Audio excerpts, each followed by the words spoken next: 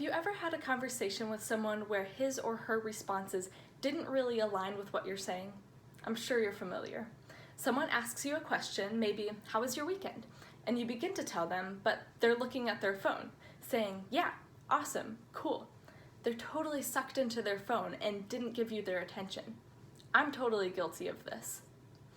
Oftentimes, as a result, I prefer to just say, "Good," and keep walking or doing whatever it is I'm doing, rather than have the half-hearted, polite, but unnecessary conversation.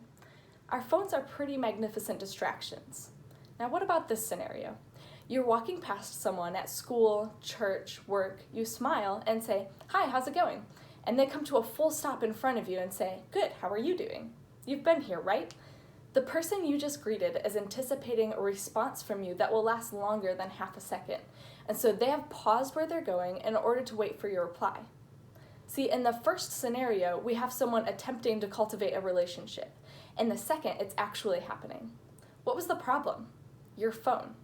We are so distracted by the presence of our phones that we don't have an opportunity to cultivate the tangible relationships and activities before us.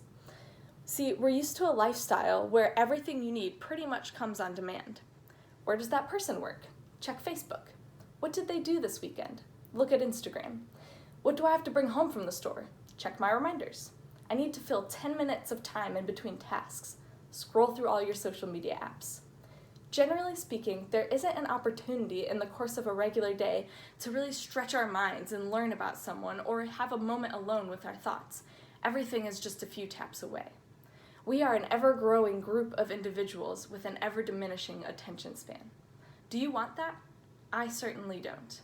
A few months ago, Trevin Wax came out with an article on the Gospel Coalition that discussed the need for people to fulfill themselves through 3 different actions: consume, create, cultivate. When we consume, we take in prepared information or entertainment. When we create, we have something brand new. And when we cultivate, we take something and grow it into something beautiful.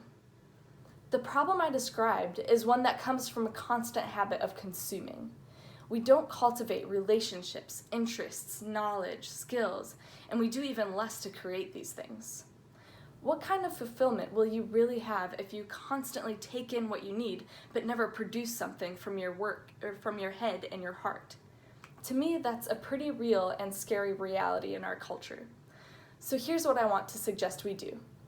Give yourself less opportunity to consume and more opportunities to create and cultivate. You're going to grow your attention span and as a result, be less restless in your quiet moments and more productive throughout your week. Here are some ideas that I've prepared. First, where does your phone charge every night? Plugged into the outlet next to your bed? Thought so. Unplug it and move it to the other side of your bedroom. This is a really simple way to give your brain some space. A lot of us fall asleep scrolling through social media and wake up checking emails. You're not deciding the first and last things that go through your mind at the beginning and the end of the day. What do you want those things to be? You can make that decision. Okay, second thing. On your lunch break at work, what do? Pull out your phone, right? Tomorrow, when you're having a meal, put down your phone. Ask someone a question, observe your surroundings, read a couple pages of that stale book that's been on your nightstand. This is another opportunity for you to control what's going into your brain. You don't have to have 100 3-second interactions with pictures on Facebook or 280 characters on Twitter.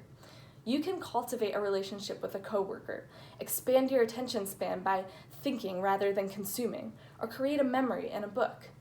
I promise this is going to give you fewer moments of anxiety and restlessness and will establish a deeper fulfillment in your heart at the end of the day. These are things you were created to do. Last opportunity to create and cultivate that I'll suggest. When you drive to work or a friend's house or to the store, what are you listening to? I want to challenge you to turn off your podcast, your music, don't make a phone call, and use those 20 or 30 minutes of your car ride to just think. There are a few places where you are alone with your thoughts, and a car ride is one of them. Once in a while, use your time in the car to fill your head with thoughts and ideas rather than whatever it is you happen to be listening to. All of these suggestions are things that I've been working toward over the past 6 months, And I have found a sense of calm and comfort in productive, intentional moments where I create and cultivate. Thomas Wolseley once said, "Be very, very careful what you put into that head, because you will never, ever get it out." What do you want to put into your brain? What do you never want to get out of your head? At the end of this year, do you want to remember every Instagram post you ever saw and every tweet that you made that made you laugh? Or do you want to have a deeply cultivated friendship or a life that you created from your heart rather than your newsfeed?